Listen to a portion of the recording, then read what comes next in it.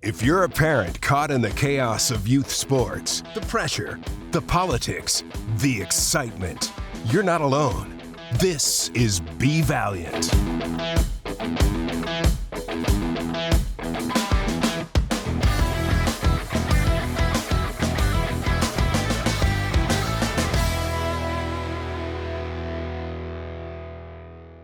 Welcome to another episode of Be Valiant.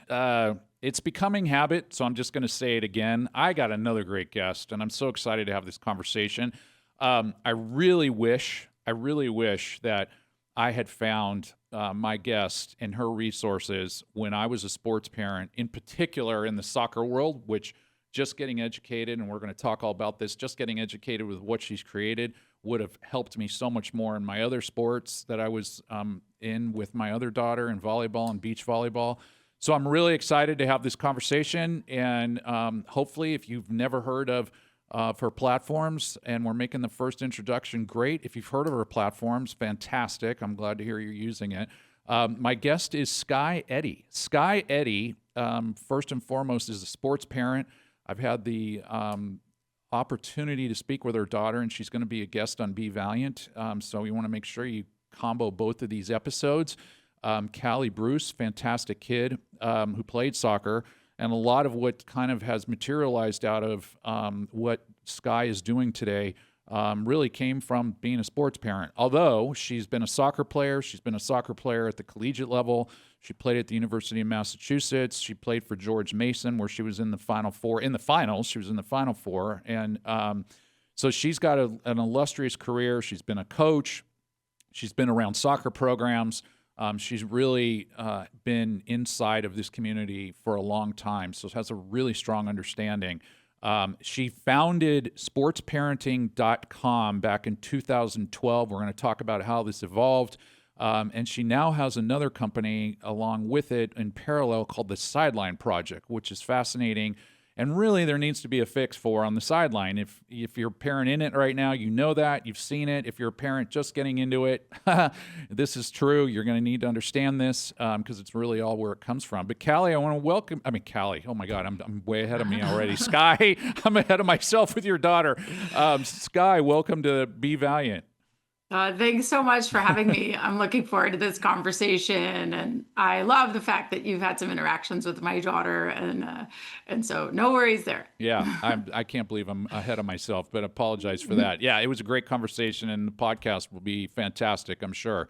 Well, let's start with your journey. Let's just start with where Skye came from in the soccer world. The one thing I failed to mention. There's a nice parallel between her and I. She was a goalkeeper. I was a goalkeeper. When I played soccer through high school. So I love that about her. But let's talk about your journey and, those early days, youth soccer and all that. And then obviously eventually as a sports parent. Yeah, for sure. I mean, I was lucky enough to grow up in Northern Virginia. I am what's considered I call myself a Title IX baby. I was born in 1971. So really grew up with so many benefits of being involved in sport. I was a multi-sport athlete.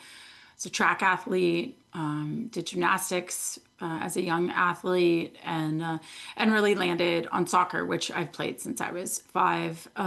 But I really came up in the game as the game was evolving right in front of us. So when I went to college, I think there was something like 30 or 47 Division I teams for women's soccer. When I graduated from college, there were over 200. So really just kind of came of age in the age when soccer was growing so much. But had the benefits of some incredible coaches and mentors along the way. So as you mentioned, as a college player, played professionally briefly in Italy, and was an All-American in college. I love that. I share that with my daughter. She was an All-American in college as well. So that's awesome. Really special moments there. But so I have a strong background as a coach, and felt like I was a really good parent. And then as Callie came up in the game, I realized how difficult it was being a sports parent. And so that's when soccer parenting really was launched, really as a passion project to support parents. And at Soccer Parenting, we believe that collaborative relationships with coaches with good boundaries is in the best interest of development. So that's the work we're doing now. Yeah, well, let's come to that for a second, because what I really want to talk about first is your sports parent experience. I mean, it's ultimately what got you to build this, that you had to do something. But talk about your experiences and, what you felt through that process. I think from our previous conversations and also talking to Callie, and a lot of this was similar to me as well, where you walk into, and I don't want to speak for you, but what I took away was you come into this experience with a lot of experience of your own. And for me, it was about getting in the middle of it and like, wait, what is going on here? Like, at some point I felt that I was not equipped. And what were the feelings that you had? What were the challenges that you went through? And, during that time period with Callie? Yeah, I'd say they were pretty threefold. So one of the challenges that I was having is that as she got a little bit older, 11, 12, and got into more of a more paid environment with coaches, and it wasn't just me coaching her in rec. Now she's working in the travel club where I was coaching, but now with a more structured environment and sort of this pre-ECNL environment. It became really obvious that as I mentioned before, like a trust-filled collaborative relationship, that if I could go and casually talk to the coach and trust the coach about what I was seeing with Callie when she came home or with her mentality, if that door was opened to talk to the coach, that it would help her, and it wasn't open. Like that relationship, I was not viewed as an essential stakeholder in my daughter's experience, which as a parent seemed crazy because I know her so well. Like we should be working together to try to make sure that she feels inspired. So that was one issue. Probably another issue that came about is that personally, I felt supporting her was really hard. I'm a good parent. I'm a former professional player. I'm an active coach. At this point, I was working with our U14 program and national team programming. Like I'm working at a high level, and I actually needed help and guidance and support and information about how to show up for my daughter. Callie and I have a very different mentality, and I was showing up for her like I expected an adult to show up for me when I was coming up. And that's not what she needed. And I needed help in understanding that. I'm sorry to stop you. What was that? What was it you were doing from your perspective? And then what was it you felt she needed or she felt she needed? Yeah, I mean, I think a lot of that is Callie's story to tell because, the stress that she was feeling, the pressure that she was feeling at a young age, I don't really know exactly where that came from.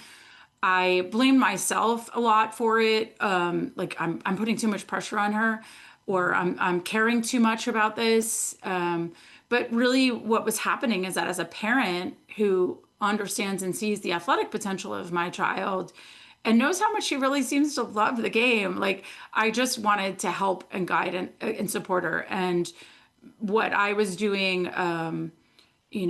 Encouraging her to get out and train more, going out and playing with her, or giving her feedback when she even asks for it after a game, but then it turning into a horrible conversation that ended up with her crying. Like I was just trying to help, and I wasn't showing up the way she needed me. Yeah. And so I needed help and a deeper understanding about what she really needs, and questions that I need to be asking myself, reflection that I need to be doing myself as a parent in order to support her, and to make sure that she stays connected to the game. The third issue is sort of around getting on the same page with my spouse at the time around how to show up as parents. That's a conversation that doesn't really happen a lot, is having alignment with the other parent or the co-parent in this situation around how you're going to be showing up for kids in sports.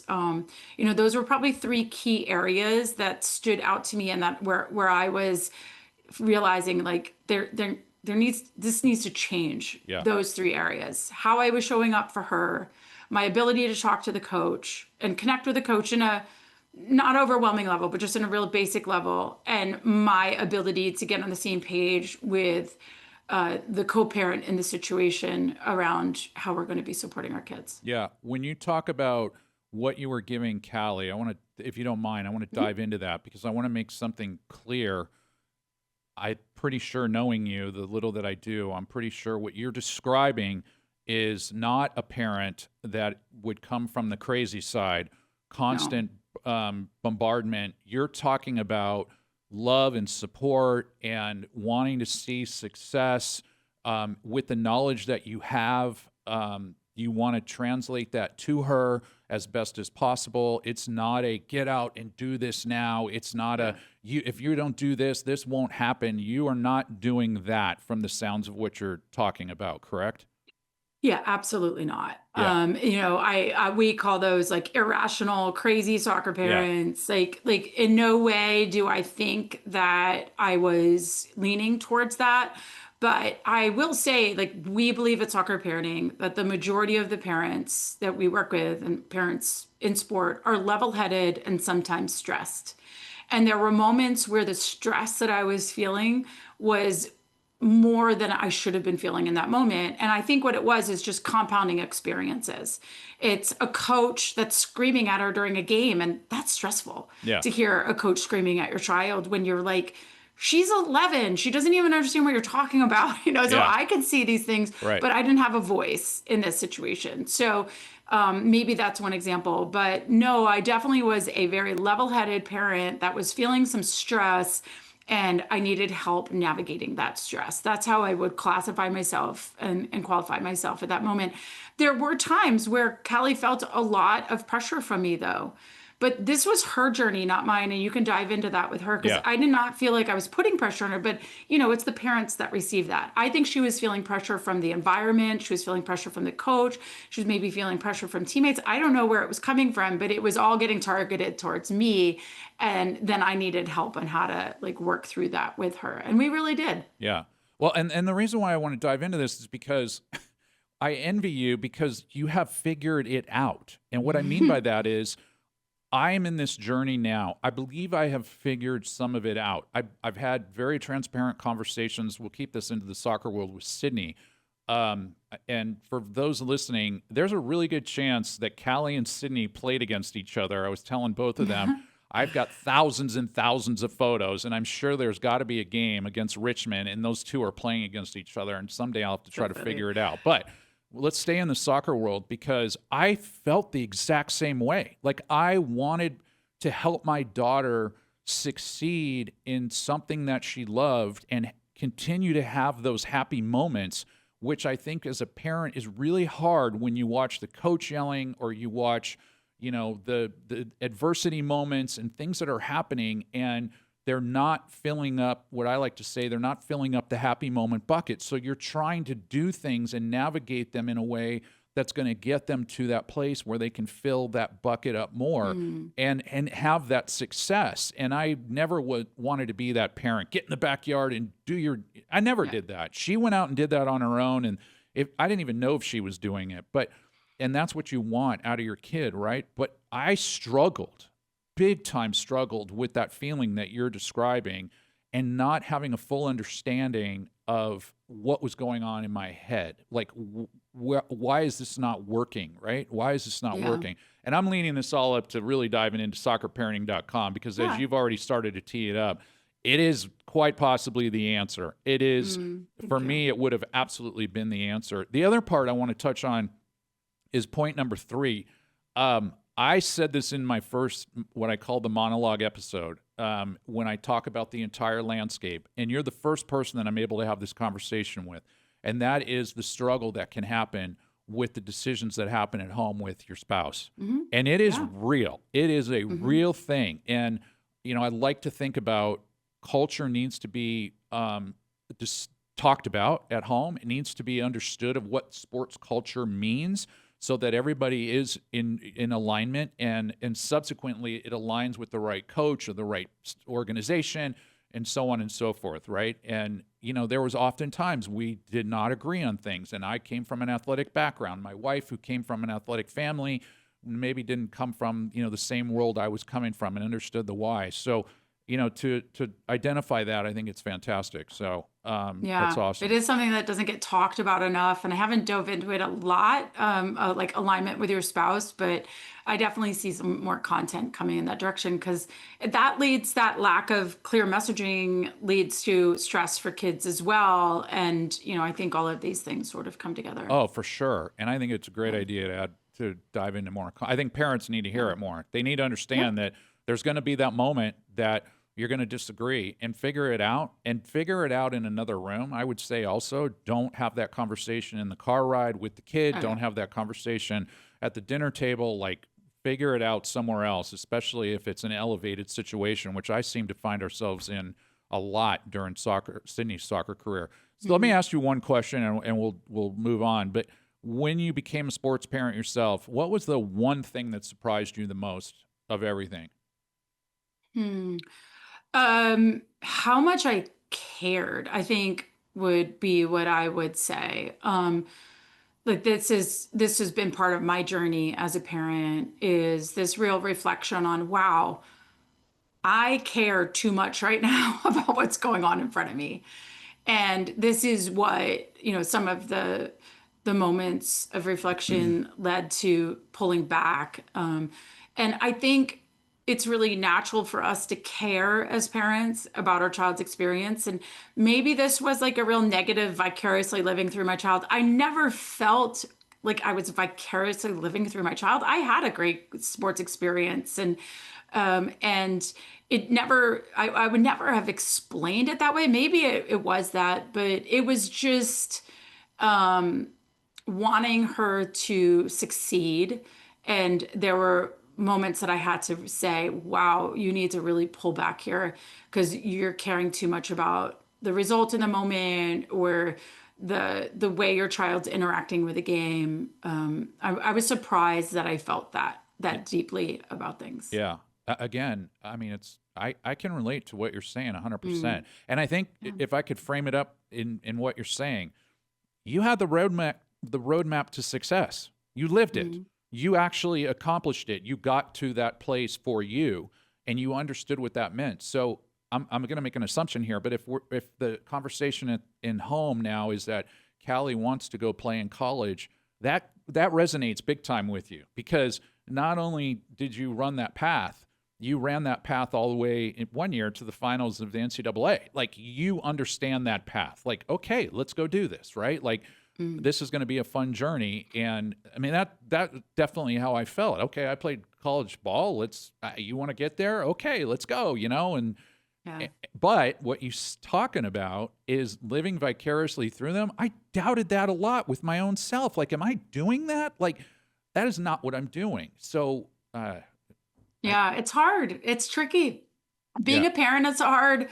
Being a sports parent is even harder. Being a sports parent of a child with big dreams makes it even harder. And so, us finding that way to show up appropriately, I think the biggest lesson is that it requires some real reflection and curiosity and thoughtfulness on the part of parents to do it properly. And I often hear from parents, wow, I finally figured this out. Thank you so much for your resources. Unfortunately, I'm on child number 3 in sports. If I had only seen this earlier, we would have had a much different sports experience for my other children.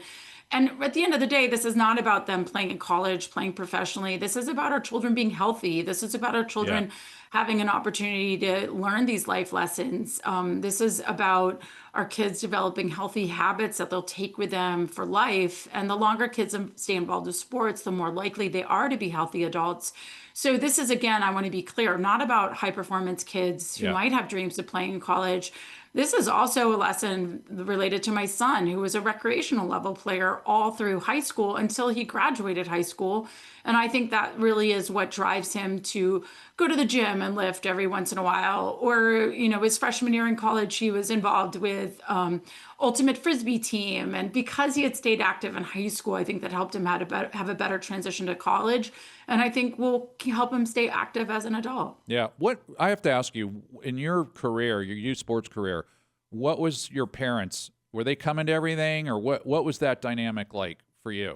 'Cause by the way, my parents were divorced. And so this is another thing that I've kind of gotten in my own therapy in these episodes, is talking to people that I think I was overcompensating for the idea of my dad in particular, who never really came to any of my events. And I was going to be, gosh darn it, my kids are going to know that I love them and I support them and I'm going to be at everything.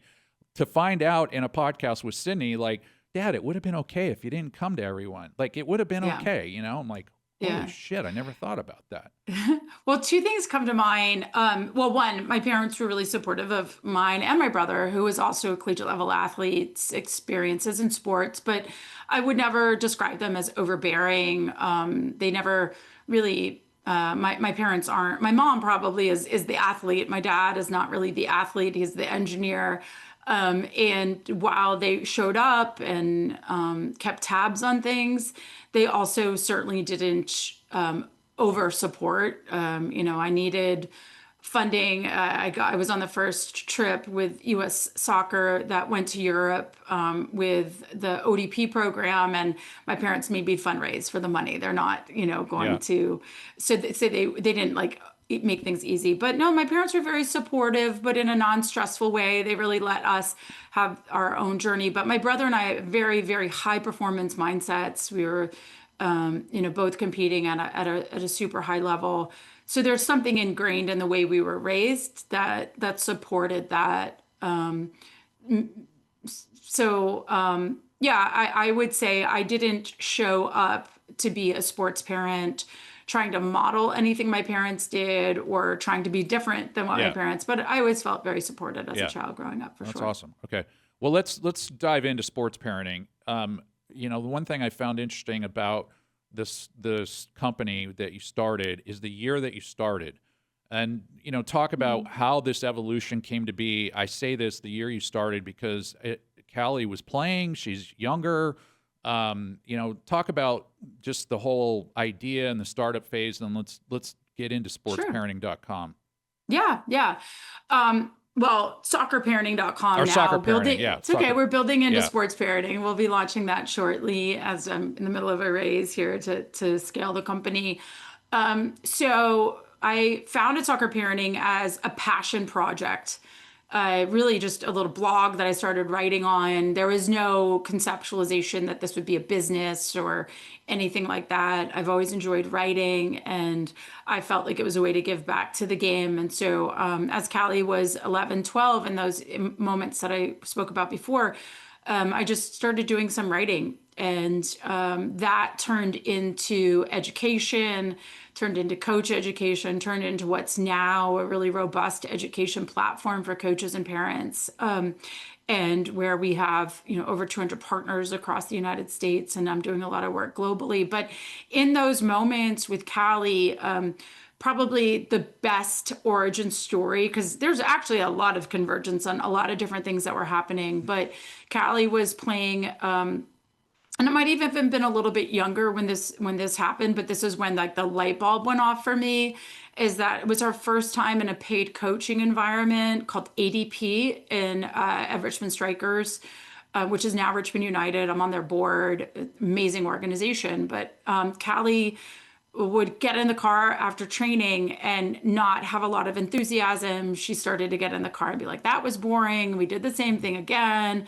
And I was just dropping her off and picking her up. And so I decided to stop and watch training a few times. And at the end of that, I really aligned around why she was bored, because it wasn't an environment that was conducive to building a sense of enthusiasm and inspiration for young kids. They were doing the same thing over and over again. The instruction wasn't relevant to that aged child, and the learning environment wasn't relevant to kids that age. There was too few soccer balls. They were standing in lines.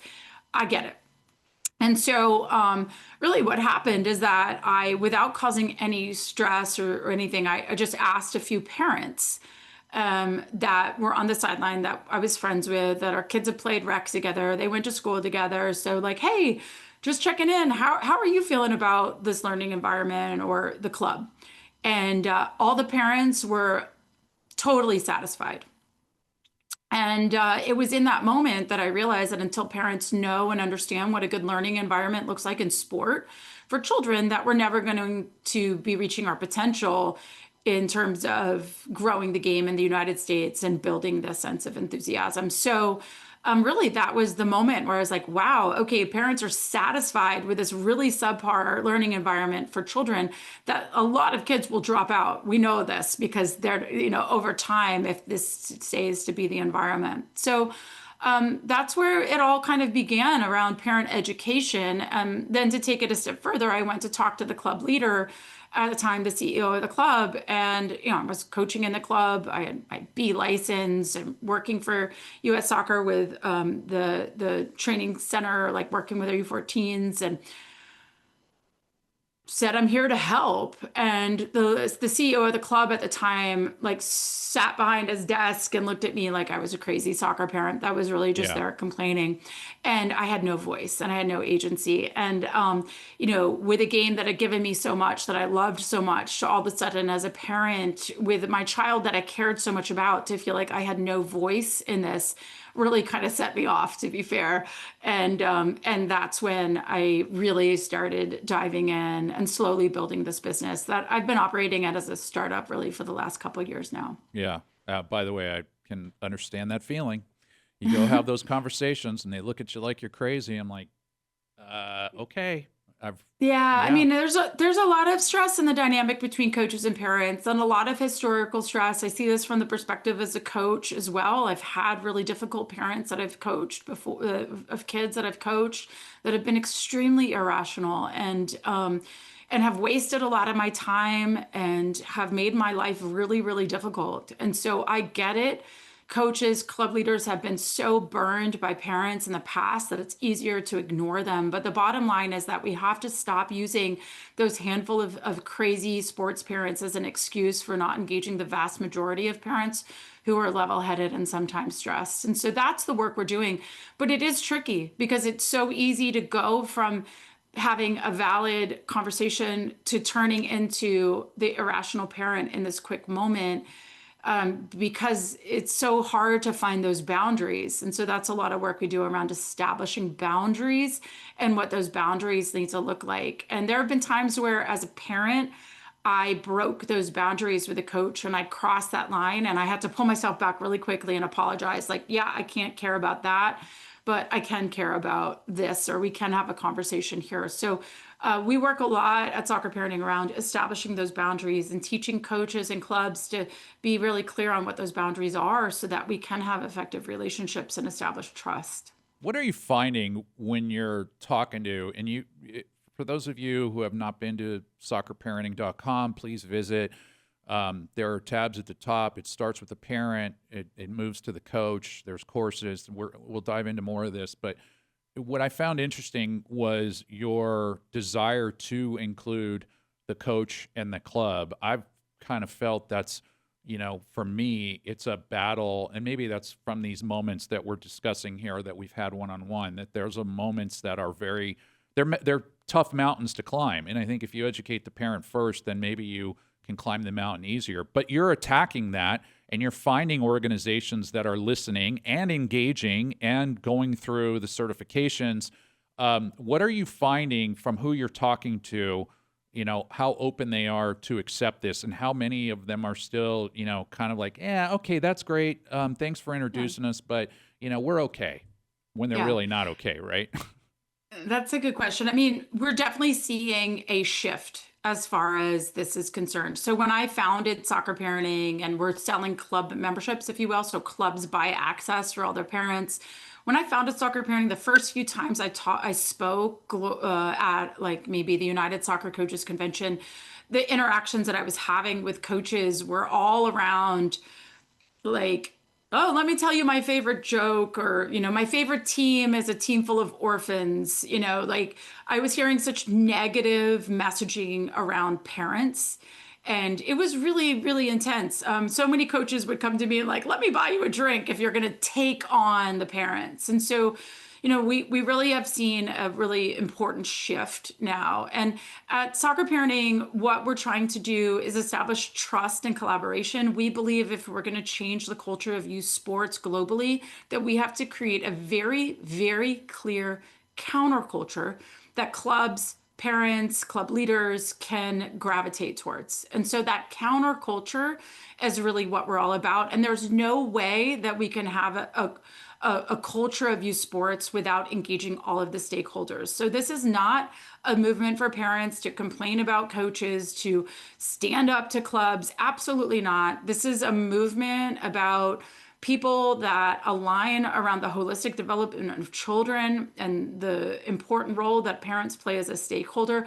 This is a movement for us to come together to be really clear on how we're going to support players. And with my background as an active coach, as a coach educator for U.S. Soccer, as a former professional player, and as a parent, I feel like we're uniquely positioned at Soccer Parenting to be able to meet the needs of everyone, to bring everyone together. That's what we're trying to do. And we're going to do that through education, through empowerment, through collaboration, community building, where the real focus ultimately is on player inspiration. Yeah, it's a fantastic mission. I would say to parents that are listening here, first and foremost, there's a word that I use with Be Valiant. There's an absolute message and word that Skye uses with soccerparenting.com, and that's empowering you. And the more information you can get, the better educated you can get. In this case, with what Skye is doing and bringing everybody together and collaborating, which is fantastic. Again, it would be highly critical of you as a parent to seek out those organizations that are being proactive and doing things like this with soccerparenting.com, where they're taking an interest in how to become better, how to connect with the family, how to make the athlete better. These are all very, very critical parts of the equation. And I hope to God you get 100% penetration on this. We know the reality is there's still those clubs out there that think they have all the answers, and I'm sure you're getting the, we're good, we're good, we're good. We're not getting that as much, certainly, as we used to. Yeah. But what the biggest challenge we have is parents aren't engaging, is that clubs are providing this free resource to parents, and the parents are not engaging with it. And so the clubs aren't renewing partnerships because they're pressing this out to parents in emails. And it's the curiosity of parents that's a number one driver to the lack of our growth. And so, parents are busy. We've got a lot going on, and we have been so unengaged in this space and had so little agency as a stakeholder that when I ask parents in my first meeting with them, or parents that I just run into in a sports setting, and I'm like, well, what do you want to learn about? Parents don't even know how to answer that question. And that's a problem. And that building this curiosity for parents on, we believe that our mission at Soccer Parenting is empowering parents. We want parents to understand the power that they have to ensure their child is inspired by sports. And so parents really need education and support. And I would just call out to the parents here that are listening is there's a lot to learn about the body, the mind, the game itself, the coach-club relationship, the next level for your child, and how we show up as parents in sports. And it matters to our children being healthy. And so that's actually, it's not the clubs that are pushing back. And of course, those still exist, but the most level-headed leaders want parent education as well and see the value of it. The real challenge that we're running into now is parents actually engaging. Do you think it's part on a parent situation that either they haven't been through a scenario yet, an adversity situation per se, with their child, and they haven't had a reason to seek out information? I mean, I hate to keep coming back to my story, but the alignment of how much I wish I had found you when I was parenting in soccer. There was so much information I wanted and could not find. I didn't know what I was looking for most of the time either. Well, So there's two things here. I think there's like many different ways that we can look at parents and how they're in sports. So you and I think maybe are a little bit aligned on we were parents that cared a lot and felt a lot of stress and emotion around our child. And we're really trying to find best practices for funneling this in the proper way to support our child. And so there's parents there that feel a lot. Those parents are generally the ones that are joining our membership site, that are engaging with us and are being full of gratitude. The next live webinar I do in December will be with a woman, Jennifer Dunaway, who really has built her own business around sports parents, and she found us, and I was the starting point for her in finding education, and she totally changed the way she was interacting with her children based on the education that we were providing. So there's that parent. But I think the other parent that actually needs a lot of engagement is the one that feels a little bit of apathy to this experience right now, that maybe wasn't an athlete themselves, that they're just kind of going through the motions or busy and like, okay, what's next? What's next? What's next? Well, really, we want that the objective is to keep our children involved in sport. Even if they shift sports to something else, or they shift maybe not even to sport, but into some other, activity. Like, we want our kids staying active and learning life lessons. We don't want our kids just coming home and getting on a computer or gaming all the time. So how are we going to do that? And those parents, I think, are the ones that really, really, really are the challenge now for us to try to inspire these parents to seek education and guidance. They don't know what they don't know. I was recently at Liverpool Academy in England and had an opportunity to sit down with parents and ask them, what do you want to be educated about? These are kids that are in the Liverpool Academy. These are high performance kids, 12 years old. And the parents didn't even know what to say. They were like, I don't know. Like, when I can know that those parents need to learn about the physical demands that kids that are going through growth spurts are experiencing, and how parents need to support a child at home who's going through a growth spurt, or those parents need to understand about learning and what an 11-year-old, 12-year-old can see and understand, so that they can support their child in their understanding of the game through their interactions with them. So much, curiosity that we need to build with the majority of parents there that are feeling maybe just a little bit of stress, but aren't really in touch with it. Yeah. Well, as you kind of touched on it already, and I wanted to bring up what you call the 6 pillars, and you ran through them pretty fast. If you can just kind of the 6 pillars of soccer parenting, talk through them briefly and let parents hear what is kind of one of the foundations of soccerparenting.com. Yeah, for sure. So I would say these pillars cross over to all sport. Yeah. So the body, things around anything around physical development that our child might be experiencing, how growth impacts development, relative age effect, functional movement skills. I think like the lack of understanding for parents on functional movement skills, like this is what we grew up getting in PE that kids are not getting now. If a kid doesn't know how to move their body, they're less likely to feel a sense of enjoyment around sport. And so if our kids haven't moved enough as young kids, as a 6, 7, 8, 9, 10-year-old, they're not going to necessarily have such an enjoyment. When to start lifting, how our kids can develop more speed, power, agility, injury prevention, injury recovery. All of those topics would be related to the body. The mind, I mean, parents are uniquely positioned to support players when it comes to the mental side of the game. Kids that have anxiety around playing or are struggling with goal setting, all of those things would fall into the mental side of the game. And parents need education and guidance and support on what that means, especially, if you're a parent that has a child that's not like you, which was the same thing in my situation, or if you didn't grow up playing sports and you really don't understand around that mentality and what that might feel like. The game is another category for us. So in all sports, that could be whatever the game is. And soccer and the work we're doing, it's around laws of the game, the rules of soccer. It's around the game itself, so parents that can get more engaged around, whether it be the positions in soccer, whether it be the laws of the game, those types of things. So any content related to the game, ask the coach kind of questions. The next level. This could be kids going from rec in a grassroots environment into a paid travel environment. It could be kids with big dreams. If you have a child that says, I want to be on the national team, or I want to be a pro player, or I want to play in college, how do we support kids in getting there? How do we show up as a parent when it comes to the next level?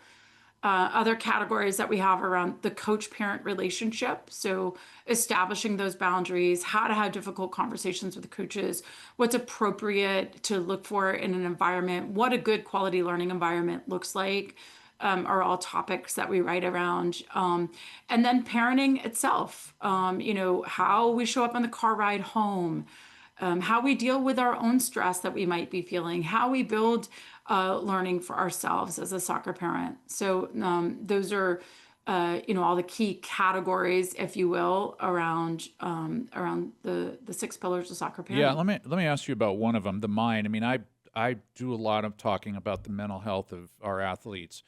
Are Mhm. you, and this was a shortcoming for me, are you educating parents on what to look for when anxiety ends up coming into the household, ends up being present in your child playing? I mean, are you going that far in education on the mind? Yeah, absolutely. I mean, our education is driven from experts. I'm not a mental performance Yeah. coach. I'm not a sports psychologist, but there have been some incredible global leaders and experts in the space that have lent their voice into soccer parenting that we do have great content from. So, absolutely, we've talked about anxiety, how we can recognize it, ways to mitigate it, ways to support our child through it, when a child might need some more professional counseling and help, how we can find that. We've also dealt with bullying, whether that be emotional abuse from coaches, bullying from other players, how we can recognize that when that's happening with our children, and ways as parents that we can navigate that and support our children through those experiences. Yeah, this is so incredible. I hate to keep saying it over and over, Skye, but I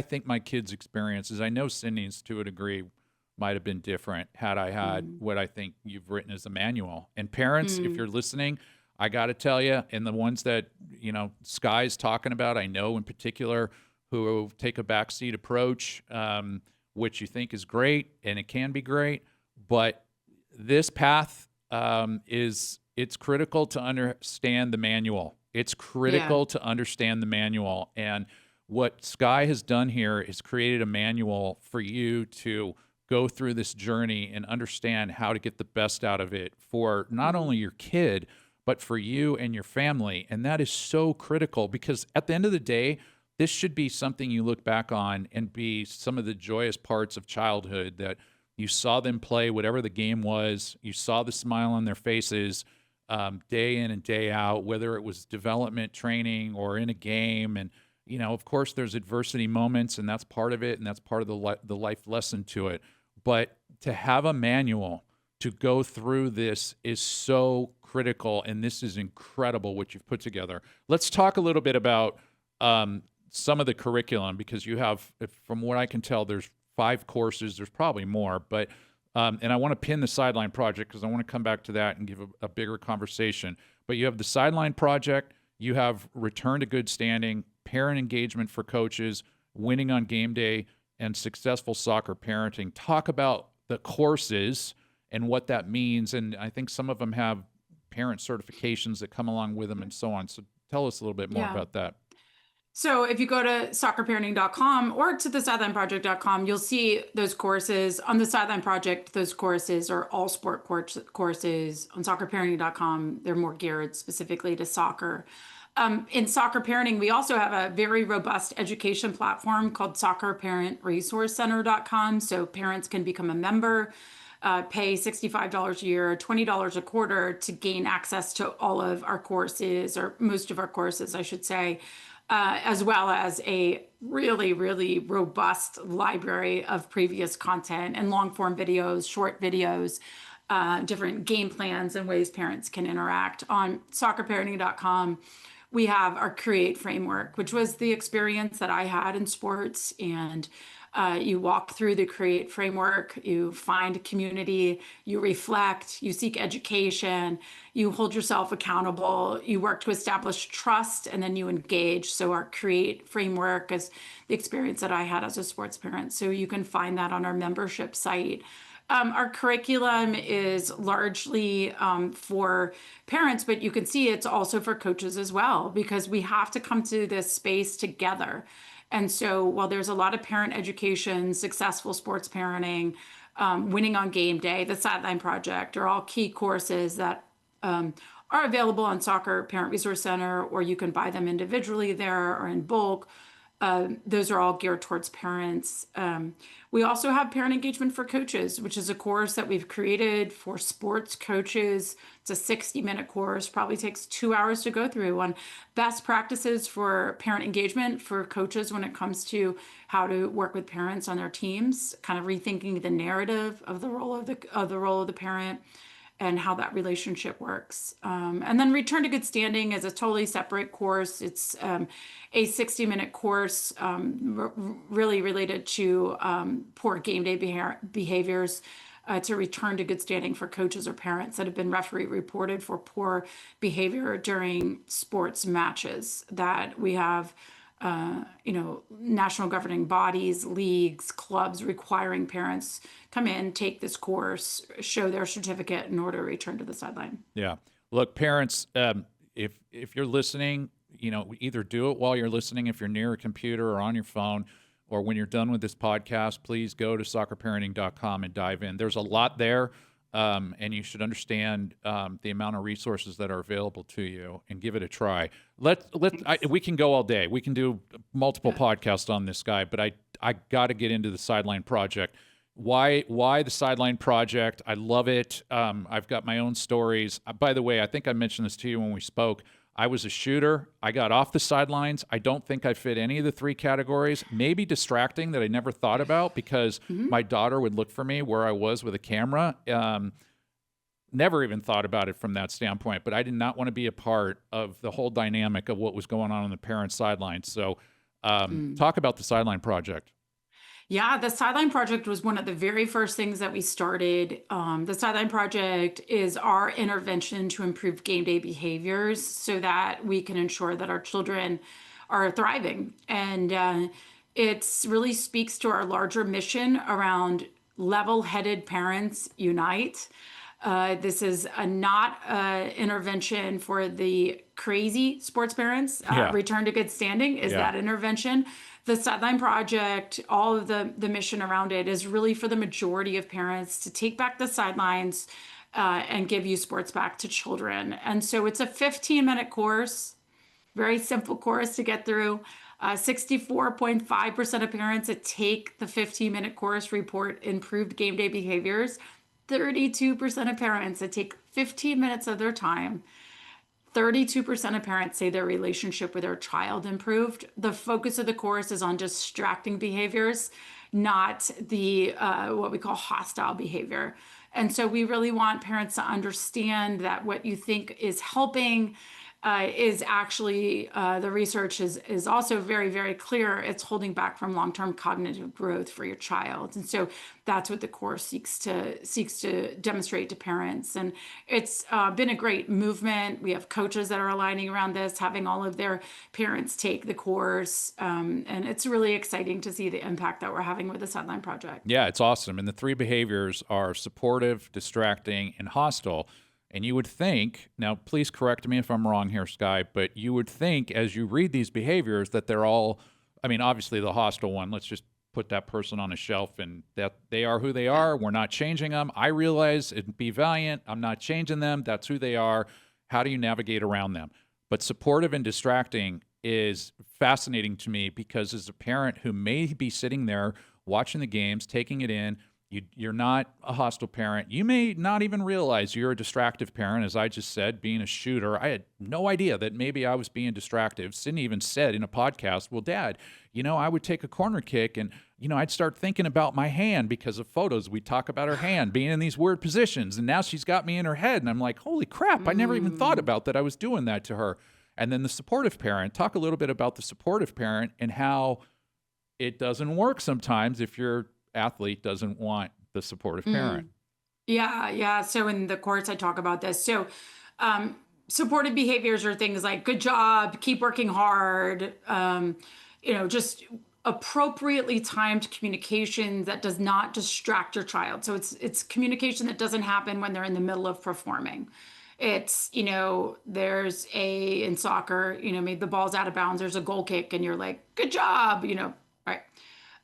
Distracting behavior is when we're talking to our children when they're in the middle of performing. But one of the steps of the course is to encourage parents, and we give you question prompts to have a conversation with your child around how they want you to show up. Because at the end of the day, this game belongs to our children, and we need to show up how they want us to. And so when I talked to my son and kind of went through these question prompts with him, like things like, do you ever hear other parents talking? What's the worst thing you've ever heard? Do you hear your coach? What do your teammates say? All these question prompts, and just having a nice 15-minute conversation with a child around, the game day. When I talked to my son and I said, do you like to hear my voice? He's like, yeah, I like to hear your supportive voice. It keeps me motivated.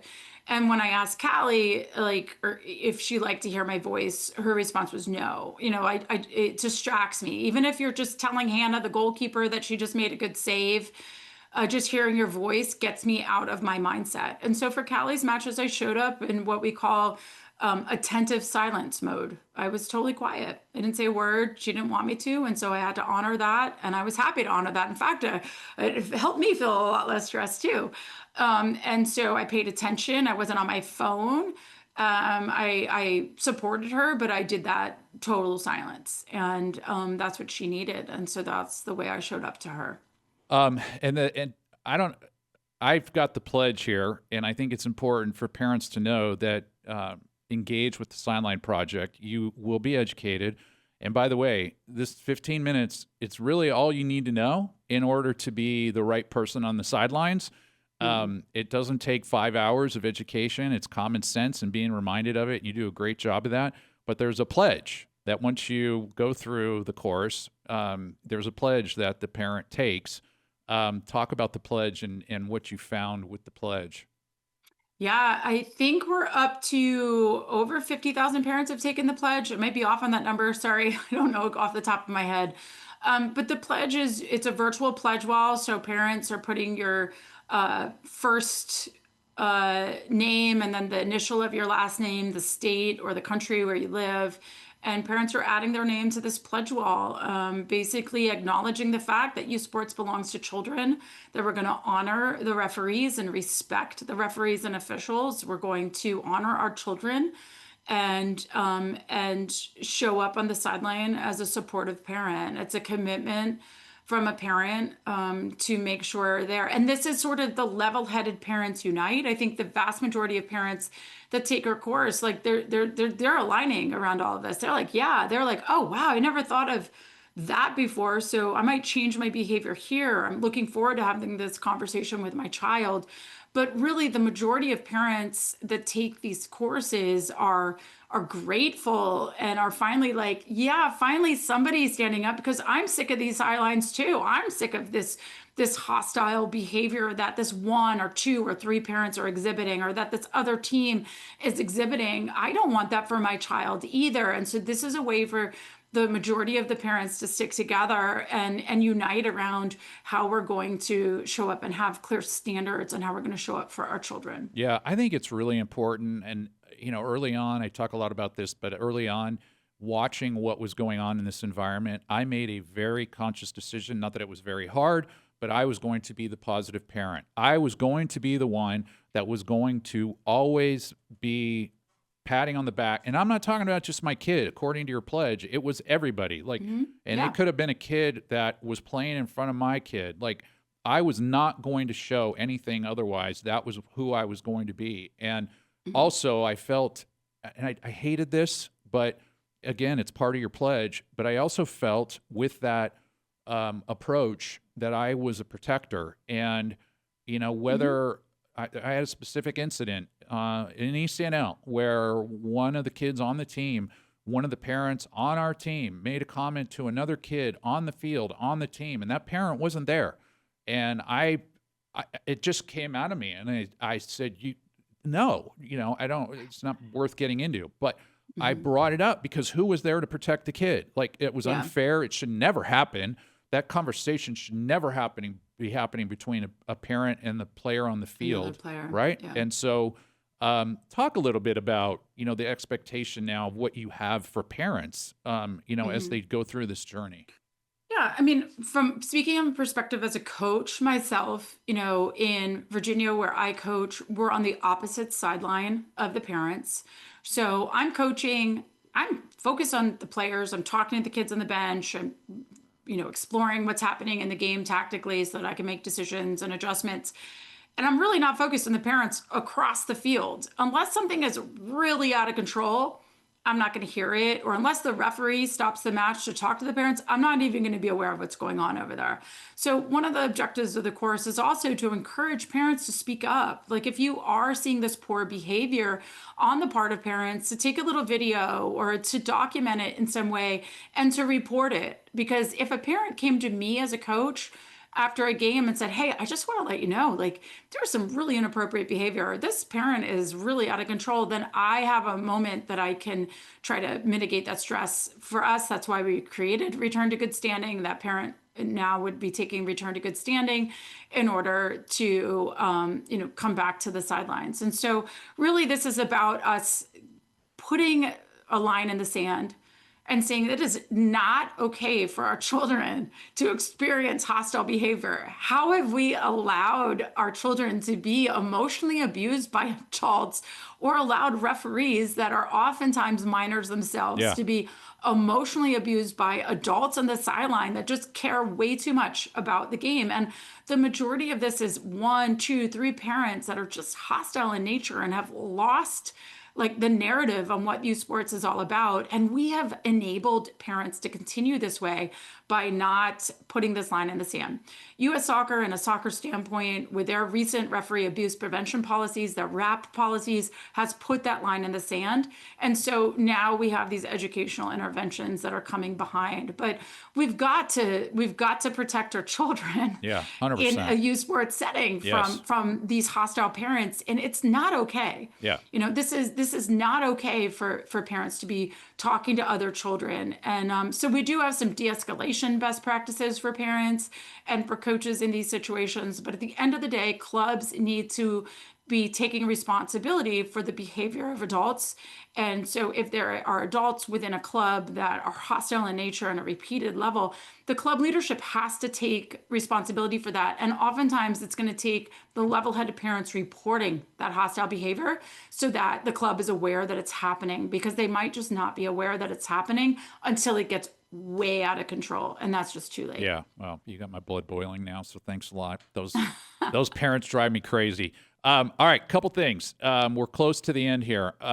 2 things that I just want to add and maybe get in the mix of the Sideline Project if it's not been considered yet. One of the greatest things that I ever saw in an ECNL game, and I think you might know the coach, but I'll leave the name out. Coach got all the parents together at halftime. This was in Vegas at a big tournament, which you're probably aware of. And he said to the parents, if I hear one more thing, one more sound coming off the parent's sideline, your kid will come out of the game. I do not want to hear you yelling at the coach of the other team. I do not want to hear you yelling at the ref, and I certainly don't want to hear you yelling at the players on either team. And if I hear it, your kid's coming off the field. For the next half, crickets. There wasn't a sound. It made me laugh like you cannot believe. And it was the most glorious thing that I've ever seen in my life. It should be the norm. It should be the norm. And if nothing else, organizations, events should make it part of the weekend to say, this is what we expect, and so on. The other thing I want to say, and maybe throw a suggestion here, is after talking to Cindy and hearing some of the things, I was trying to find her quote from her episode to share with you. I would love to see a game happen. There's a game highlighted on the calendar, maybe in a tournament. The parents are not on the sideline. They do not get to watch the game. That is a free of parent game, and the kids are free to have their time, not worry about anything other than what their coach is telling them and what's happening on the field and their teammates. That to me would be the most freeing thing that you could ever imagine. I would think for their kids. So anyway, there's a couple suggestions, and I'm sure I little can. quick antidote to Yeah. that, just to say, is that one of the greatest things that I did for Callie is not go to her games. Yeah. And so I realized, like, just me being there, she's feeling stressed. Yeah. Like, I'm not saying anything, but she's just, and so we just started letting her go with other families. It really started because I was coaching and I just couldn't make it to her game. And then I realized, you know what? I think she enjoyed that more without me there. Yeah. And so, maybe once, twice a month, just made sure. And a lot of the showcases for ECNL just let her go with the team, and I did not have to be there. And that was really important for her, and giving her some autonomy too around motivation. So. Yeah, that is such an important message, and I learned it from my daughter in a podcast. And I wish every parent understood that. So here we go. We're closing out. Let's go to rapid fire. Real quick answers, one word, or we'll move on. Okay. One word that describes your youth sports today. The one word that describes youth sports today? Yeah. Potential. Okay. I'm going to be optimistic. One word you hope describes youth sports 10 years from now. Community. Perfect. Your favorite soccer memory as a player. Saving PKs in the semifinal national championship game. That's not one word. Sorry. That's all right. Who was it again? Who was it against? Teammates too. Yeah. Stanford. Oh God, awesome. Your favorite soccer memory as a sports parent?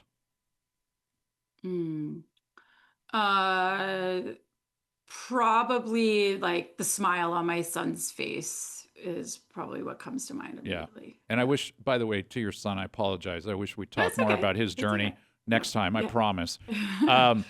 What's the most overlooked skill a good sports parent should have?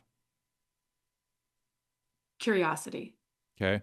What's a sign of a healthy team culture that you can spot instantly? Laughter. Awesome. What's one thing you wish every coach understood about parents?